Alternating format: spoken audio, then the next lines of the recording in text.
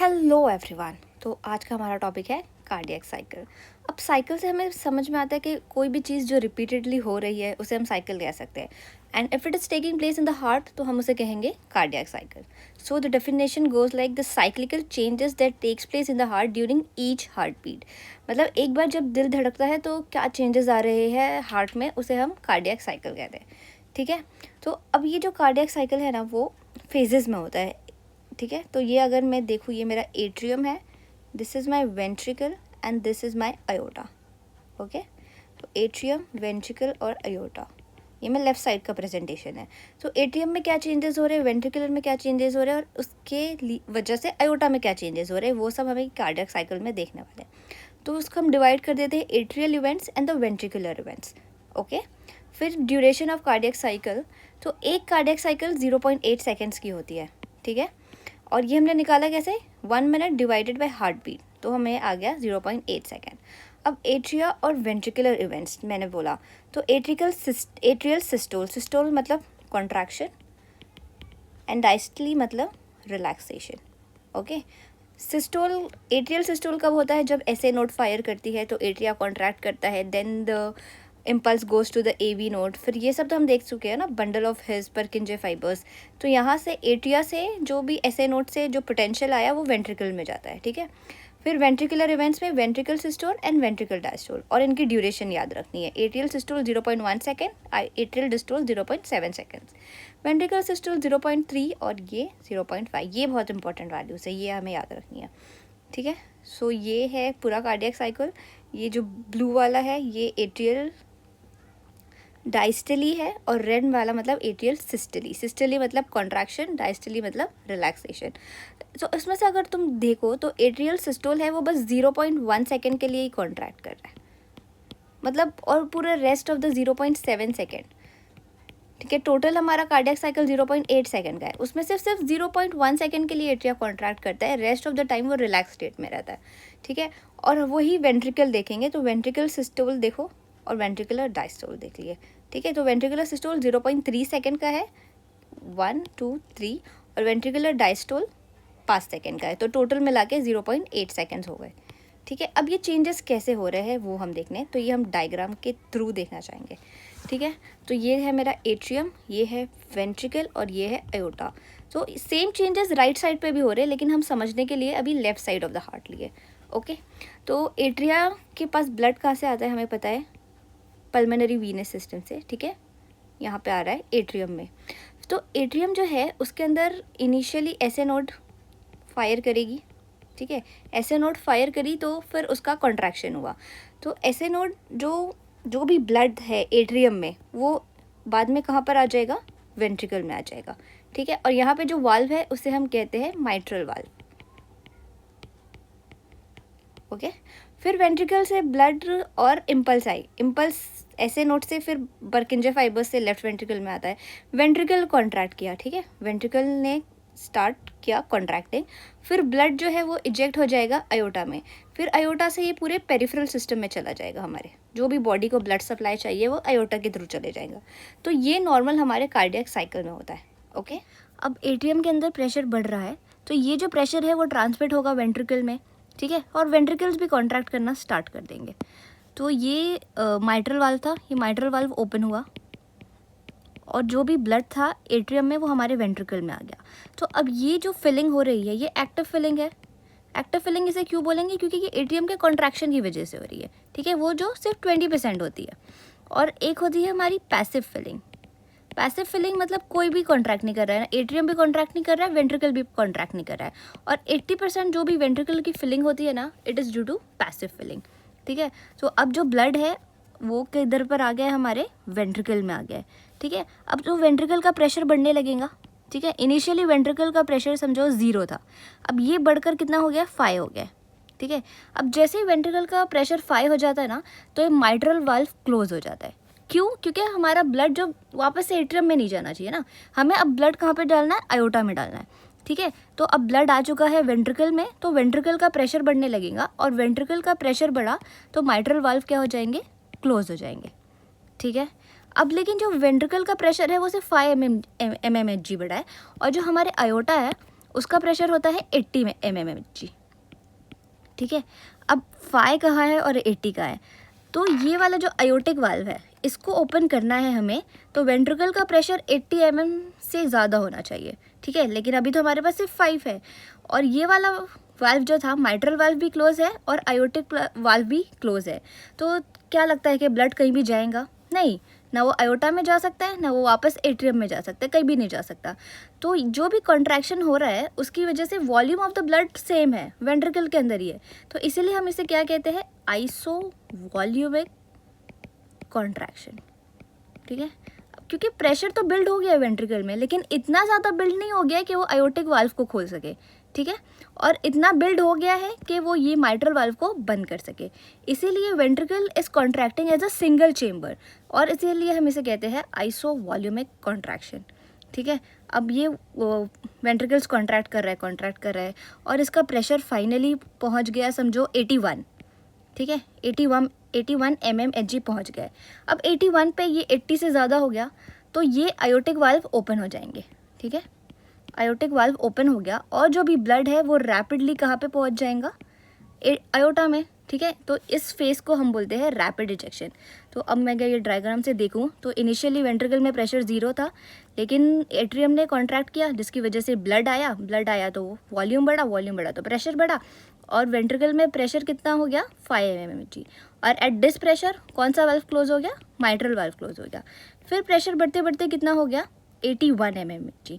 अब 80 से ज़्यादा है तो कौन सा वाल्व ओपन हो गया? आयोटिक वाल्व ओपन हो गया, और ब्लड कहाँ पे जाने लगा? आयोटा में। तो ब्लड इजेक्ट हो रहा है, तो इसीलिए हम इसे कहते हैं इजेक्शन फेस, ओके। अब ये वेंट्रिकल मानने को ही नहीं तैयार है, वेंट्रिकल और बढ़ता ही जा रहा है, इसका प्रेशर बढ़ते जा रहा है और बढ़कर ये पहुंच गया है 120 mmHg में, ठीक है। तो ये रैपिडली ब्लड इजेक्ट कर रहा है, तो इजेक्शन भी फिर हमारा 2 फेज में हो जाता है, एक होता है रैपिड इजेक्शन, एक होता है मेरा स्लो इजेक्शन, ठीक है। अब ये आयोटा में पहुंच गया, आयोटा से वो कहाँ चले जाएगा? पेरिफेरल सिस्टम में। और जो हमारी आयोटा है ना, ये कैसे टाइप की आर्टरी है? It is a elastic artery, ठीक है। तो ये जो भी ब्लड आ रहा है ये इसको ब्लड को ऐसे इजेक्ट कर रही है पूरे सिस्टम में, ठीक है। फिर क्या हुआ? ये आयोटा और ventricle they have started behaving as a single chamber, okay. और अभी एट्रियम का क्या काम है? एट्रियम का तो अभी कुछ भी काम नहीं है, बेचारा अभी जो पल्मोनरी सिस्टम है वहाँ से ब्लड को ला रहा है और अपने अंदर जमा कर रहा है। So atrium is acting as a reservoir, okay. अब तक हमने क्या देख लिया कि ब्लड जा रहा है, रैपिडली इजेक्ट हो रहा है आयोटा में। अब यहाँ से जो ब्लड था, वेंट्रिकल का ब्लड था, वो आयोटा में चला गया, तो वेंट्रिकल का वॉल्यूम कम हो जाएगा, फिर वेंट्रिकुलर का प्रेशर भी कम हो जाएगा, ठीक है। ब्लड है ही नहीं उसके पास, तो वेंट्रिकल का प्रेशर ड्रॉप होने लगा, लेकिन आयोटा का प्रेशर तो 80 mmHg रहेगा ही ना। अब वेंट्रिकल का प्रेशर जब ड्रॉप होने लगेगा तो कम ब्लड है अपने पास, वेंट्रिकल का प्रेशर समझो फिर से आयोटा से कम हो गया, ठीक है। समझो वो हो गया 70 ले लिया मैंने, तो आयोटिक वाल्व फिर से क्लोज हो जाएंगे, ठीक है। अब लेकिन एट्रियम से तो ज़्यादा ही है ना प्रेशर, देखो ये pressure in the ventricle it is less than that of the aortic pressure, ठीक है, but it is still more than the atrium. तो pressure in the ventricle is more than atrium. Aortic pressure से कम है लेकिन atrium pressure से ज़्यादा है, तो तुमको लगता है कि ये वाला वाल्व ओपन होगा? ये वाला वाल्व भी ओपन नहीं होगा और ये वाला वाल्व क्लोज हो जाएगा। तो ये फेज़ में क्या होता है कि जो आयोटिक वाल्व है, आयोटिक वाल्व क्लोज हो जाता है और mitral valve is still not open, mitral valve is still not open. तो फिर से जो वेंट्रिकल है वो अपना अकेला ही रह गया, वो ब्लड तो है उसके पास लेकिन ना ब्लड आ सकता है ना ब्लड जा सकता है, क्योंकि दोनों वाल्व क्या हो चुके हैं? क्लोज हो चुके हैं। तो यहाँ पे वेंट्रिकल स्टार्ट्स रिलैक्सिंग। अब यहाँ पे भी चेंज इन वॉल्यूम हो रहा है क्या? नहीं, क्योंकि ब्लड कहीं भी नहीं जा रहा, तो इसे हम क्या बोल देंगे? आइसो वॉल्यूमिक रिलैक्सेशन, ठीक है।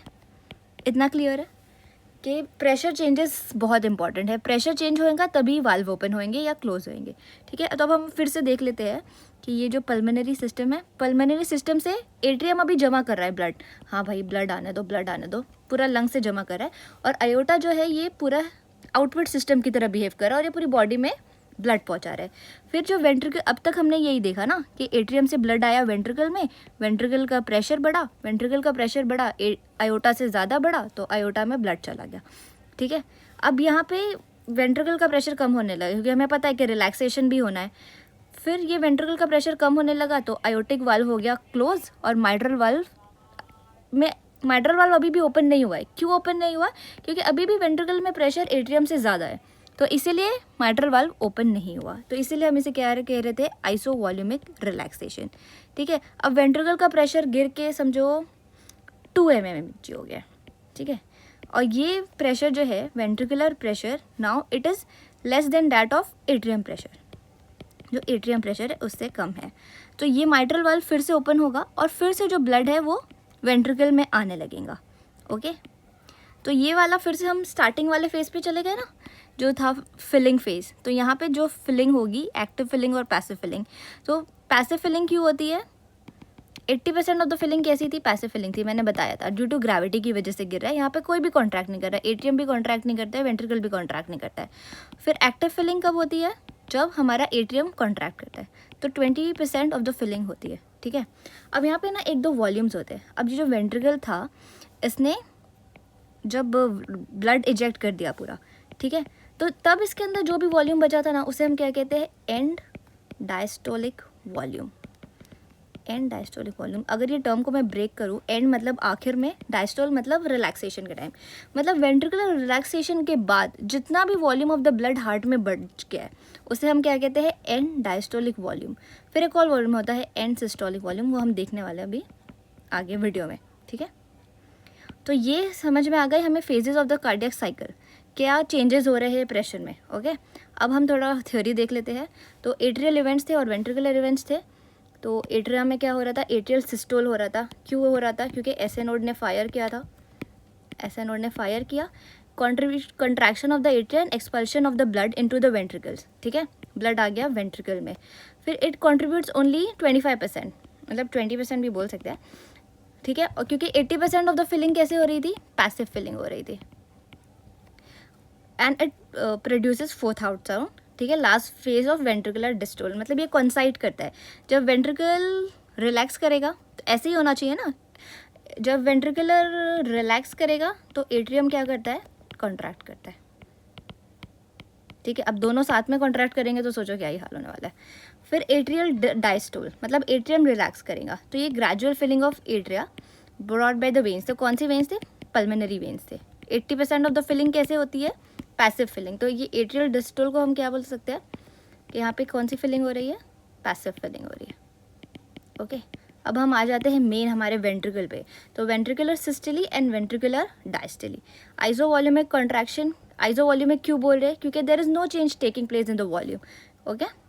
फिर rapid ejection phase, rapidly eject हो रहा है, किधर पे इजेक्ट हो रहा है, आयोटा में इजेक्ट हो रहा है। फिर स्लो इजेक्शन, स्लो इजेक्शन क्यों? क्योंकि वॉल्यूम इन द वेंट्रिकल कम हो गया और प्रेशर भी कम हो गया, इसीलिए इजेक्शन स्लो हो गया, ठीक है। फिर डायस्टली में प्रोटोडायस्टली, प्रोटोडायस्टली मतलब रिलैक्सेशन स्टार्ट होने से पहले एक छोटा सा वो रेस्ट लेता है हमारा वेंट्रिकल, तो उसी को हम कहते हैं प्रोटोडायस्टली। फिर आइसोवॉल्यूमिक रिलैक्सेशन, मतलब no change in volume, iso मतलब नो चेंज और वॉल्यूम चेंज नहीं हो रहा है, मतलब कौन से, दोनों वाल्व्स बंद है। फिर फर्स्ट रैपिड फिलिंग फेज और last rapid filling phase, okay, और डायस्टेसिस। तो अब हम यहाँ पे फिर से ये फ्लो चार्ट के फॉर्म में दिया हुआ है, आइसो वॉल्यूमिक कॉन्ट्रैक्शन हुआ, प्रेशर बढ़ गए, आयोटिक वाल्व्स ओपन हुए, इजेक्ट हुआ ब्लड, फिर से स्लो इजेक्शन आ गया, ठीक है। फिर डायस्टली मतलब रिलैक्सेशन,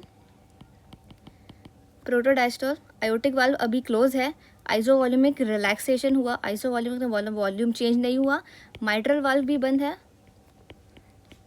और आयोटिक वाल्व भी बंद है, ओके।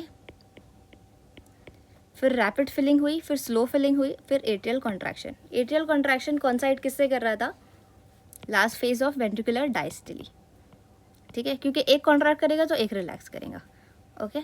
अब ये थ्योरी देख लेते हैं हम, आइसोवॉल्यूमिक कॉन्ट्रैक्शन। अभी हमने देख लिया कि क्यों इसको आइसोवॉल्यूमिक कॉन्ट्रैक्शन बोल रहे थे, because the aortic valve and semilunar valve both are close. Semilunar valve कहाँ पे प्रेजेंट है, राइट साइड प्रेजेंट है, aortic valve left side present है, ठीक है। तो हमने लेफ्ट साइड से मतलब पूरा पढ़ा ना, तो सेम चेंजेस राइट साइड में भी देखने को मिलते हैं हमें, पर वहाँ पे सेमिनुलर वाल्व्स तो सिर्फ वाल्व्स का नाम याद रखो, ठीक है।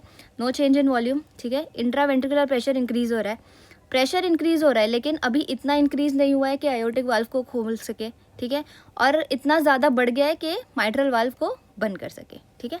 तो ventricle contracts, blood the volume remains the same, okay. तो इसीलिए इसको आइजो वॉल्यूमिक कॉन्ट्रैक्शन बोलते हैं। फिर रैपिड इजेक्शन फेज, क्योंकि वेंट्रिकल का प्रेशर बढ़ने लगा, ठीक है। Increase in the ventricular pressure, it became more than the aortic pressure. Iota का प्रेशर मतलब 80 mmHg से ज़्यादा हो गया, ठीक है। तो 80 mmHg से ज़्यादा हुआ तो आयोटिक वाल्व ओपन हो गए, aortic and the semilunar valves, ठीक है। तो यहाँ पे है ना, semilunar valves and the aortic valves are forced to open, क्योंकि उनका प्रेशर बढ़ गया, ठीक है। और blood is rapidly ejected into the ventricles, ठीक है। About 2/3 of the stroke volume is ejected, ठीक है। स्ट्रोक वॉल्यूम क्या, the total volume of the blood ejected in the ejection phase is known as stroke volume, ठीक है। जितना भी ये था, समझो मेरा ये एट्रियम था, ये वेंट्रिकल था, ये आयोटा था, जितना भी ब्लड इजेक्ट हो गया उसे हम कहते हैं स्ट्रोक वॉल्यूम, ओके। फिर the ejection happens quickly and therefore it is known as rapid ejection phase, और इसका ड्यूरेशन होता है 0.1 सेकेंड। फिर slow ejection phase, slow ejection क्यों हो रहा था, क्योंकि ब्लड तो चला गया ना, तो वॉल्यूम ऑफ द वेंट्रिकल कम हो गया, और फिर उसकी वजह से प्रेशर इन द वेंट्रिकुलर भी कम हो गया, तो अब इतना स्पीड से वो नहीं इजेक्ट कर पा रहा है जितना पहले कर सकता था, ठीक है। तो इसीलिए हम इसे कहते हैं स्लो इजेक्शन फेज। ये 0.15 सेकेंड का होता है, ठीक है। प्रेशर ग्रेडियंट कम हो गया है, ठीक है, क्योंकि ब्लड जा चुका है उधर। Ejection become slower, so it is known as slow ejection phase, so easy, ठीक है। डायस्टली, डायस्टली का मतलब है relaxation, filling of the ventricles by the blood flowing from the atria. हमें पता है एट्रियम जो है वो रिजर्वॉयर की तरह एक्ट कर रहा था पूरा टाइम। वो कहाँ से ब्लड ला रहा था, लंग्स में से ब्लड एट्रियम में आ रहा था, ठीक है। फिर एट्रियम से ब्लड वेंट्रिकुलर में जाएगा, फिर वहाँ से आयोटा में जाएगा, इतना तो हमें अब तक पता ही चल गया। फिर डायस्टल के फेसेस है प्रोटो डायस्टलिक फेज, तो there is a time gap between the end of systole and diastole is known as the proto diastolic. मतलब सिस्टोल खत्म होने के बाद और डायस्टोल खत्म होने के बाद एक छोटा सा वो लोग टाइम गैप लेते हैं, उसी लिए हम कहते हैं proto diastolic phase, okay. Semilunar valves close to prevent back flow, semilunar valves और आयोटिक वाल्व्स सब क्लोज होते हैं, ठीक है। Closure of the semilunar valve produces the second heart sound. तो जो हार्ट साउंड्स होते हैं वो ये वाल्व्स के ओपन और क्लोजर की वजह से ही आते हैं। तो जो फर्स्ट हार्ट साउंड है वो आता है closure of the mitral valve, closure of mitral valve या द ईवी वाल्व, ठीक है। और सेकेंड हार्ट साउंड क्यों आता है, it is due to closure of the semilunar valve और द आयोटिक वाल्व, ठीक है। फिर आइसोवॉल्यूमिक रिलैक्सेशन फेज आ गया। क्यों आइसोवॉल्यूमिक क्यों है, क्योंकि pressure in the ventricular decrease होने लगा और वो इतना डिक्रीज नहीं हुआ कि वो वाले आप वाल्व को खोल सके, ठीक है। Both the valves are close, semilunar valve and the AV valve and the aortic valve, सब चीज़ें क्लोज है, इसीलिए आइसोवॉल्यूमिक रिलैक्सेशन बोल रहे हैं हम इसे, ठीक है। इंट्रावेंट्रिकुलर प्रेशर डिक्रीजेज मतलब जीरो हो जाता है, ठीक है। मैंने बताया था उधर कि कैसे वेंट्रिकल के प्रेशर में चेंजेस आते हैं। फिर first rapid filling phase, rapid filling का मतलब का एट्रियम से वेंट्रिकल में ब्लड आ रहा है, ठीक है। Intraventricular pressure less than the intra atrial pressure. अब मैंने बताया ना कि ब्लड इजेक्ट हो गया, pressure of the ventricular, pressure in the ventricle गिर गया, इतना गिर गया वो एट्रियम से भी कम हो गया, एट्रियम से कम हो गया तो एबी वाल्व ओपन हो जाएगा ना, ठीक है। Due to pressure difference blood आ गया वेंट्रिकल के अंदर, okay. This phase is known as the first rapid filling phase. फिर आता है slow filling phase, this is known as the diastasis. Increase in the ventricular pressure, अब blood आ रहा है चेम्बर में, ये मेरा वेंट्रिकुलर चेम्बर है, इसके अंदर ब्लड आ रहा है तो इसके अंदर प्रेशर बिल्ड होने लगेगा, ठीक है। Blood flow from the atria and the ventricular at low rate. अब प्रेशर इधर भी प्रेशर ग्रेडियंट कम हो गया, इसीलिए इसे स्लो बोलते हैं, ठीक है। इनिशियली तो यहाँ पे प्रेशर डिफरेंस बहुत ज़्यादा था ना, वेंट्रिकल में प्रेशर 0 था और यहाँ पे 5 था, तो प्रेशर डिफरेंस ज़्यादा था, लेकिन ब्लड आ गया तो प्रेशर डिफरेंस कम होने लगा, इसलिए फ्लो रेट भी कम हो गया, ओके। फिर last rapid filling phase, it is the only phase where the atrium is contracting, और हमें पता है एट्रियम सिर्फ 0.1 सेकेंड के लिए कॉन्ट्रैक्ट करता है और 0.7 सेकेंड के लिए वो रिलैक्स आराम करते बैठा रहता है, ठीक है। फिर अभी पता है एट्रियम ने कॉन्ट्रैक्ट किया, मतलब ऐसे नोड ने फायर किया है, ऐसे नोड ने फायर किया है तो भाई मतलब अब रैपिड ब्लड फ्लो होगा, फिर रैपिड ब्लड फ्लो और filling the ventricle once again, फिर से साइकिल रिपीट होने लगेगा, फिर से वेंट्रिकल फिल होगा, फिर से वेंट्रिकल में प्रेशर बढ़ेगा, इंक्रीज इन द प्रेशर, फिर प्रेशर हो जाएगा आयोटिक प्रेशर से ज़्यादा, आयोटिक प्रेशर से ज़्यादा होगा तो फिर से वो पूरा साइकिल रिपीट होगा, ठीक है। तो this rapid filling is known as the last rapid filling phase of the ventricle, क्योंकि अब फिल हो गया, लास्ट क्यों बोल रहे हैं, अब फिल हो गया, अब उसका टाइम है इजेक्ट करने का, ठीक है, अब उसकी पूरा फिल हो चुका है, अब वो फेंकेगा ब्लड बाहर, ठीक है। फिर it contributes additional 25% of the ventricular filling, it is known as the active filling. हमें पता था एक्टिव फिलिंग क्यों हो रही है, एट्रियम के कॉन्ट्रैक्शन की वजह से, जो सिर्फ 20 to 25% होती है, ठीक है। और पैसिव फिलिंग जो 80% ऑफ द फिलिंग है वो पैसिव फिलिंग है। मैं स्टार्ट से बोल रही हूँ, एक्टिव फिलिंग और पैसिव फिलिंग, ठीक है। तो इतना हमें पूरा फेजेस समझ में आ गए, वेंट्रिकुलर के फेजेस, एट्रियम के phases, atrial systole, atrial diastole, ventricular systole, ventricular diastole, ठीक है। अब हम यहाँ पे थोड़े इंपॉर्टेंट वॉल्यूम्स देखेंगे जिसे हम कहते हैं कार्डियक वॉल्यूम्स। ये वॉल्यूम्स बहुत इंपॉर्टेंट है, ठीक है। एंड सिस्टोलिक वॉल्यूम, अब ये वर्ड पे ध्यान दो, एंड मतलब आखिरी में और सिस्टोल मतलब कॉन्ट्रैक्शन, मतलब जब कॉन्ट्रैक्ट किया वेंट्रिकल ने तो उसके एंड में उसके पास कितना ब्लड बचा, इसीलिए उसकी को हम कहते हैं एंड सिस्टोलिक वॉल्यूम, ठीक है। Volume of the blood left at the end of systolic, okay. फिर end diastolic volume, end diastolic volume मतलब डायस्टोल के बाद वेंट्रिकल में कितना ब्लड बाकी रह गया उसे हम कहते हैं एंड डायस्टोलिक वॉल्यूम, 120 ml होता है, उसका फॉर्मूला है end systolic volume 1 minus ejection fraction. Ejection fraction क्या होता है पता है, इजेक्शन फ्रैक्शन मतलब stroke volume divided by end diastolic volume, और स्ट्रोक वॉल्यूम क्या था, volume of the blood ejected by each ventricle in one heart beat, ठीक है।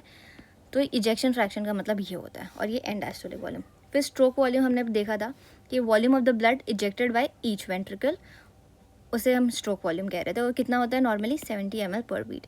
और इजेक्शन फ्रैक्शन है stroke volume divided by end diastolic volume, और ये नॉर्मल होना चाहिए 55 to 60%। ये कम हो जाता है, ठीक है, जिनका हार्ट इजेक्शन फ्रैक्शन कम है, मतलब सोचो तुम हार्ट ठीक से काम नहीं कर पा रहे, ब्लड नहीं जा रहा है बाहर, इजेक्ट नहीं हो पा रहा है, तो it is seen in mostly in the case of MI, myocardial infarction, okay. और next video will talk about cardiac output.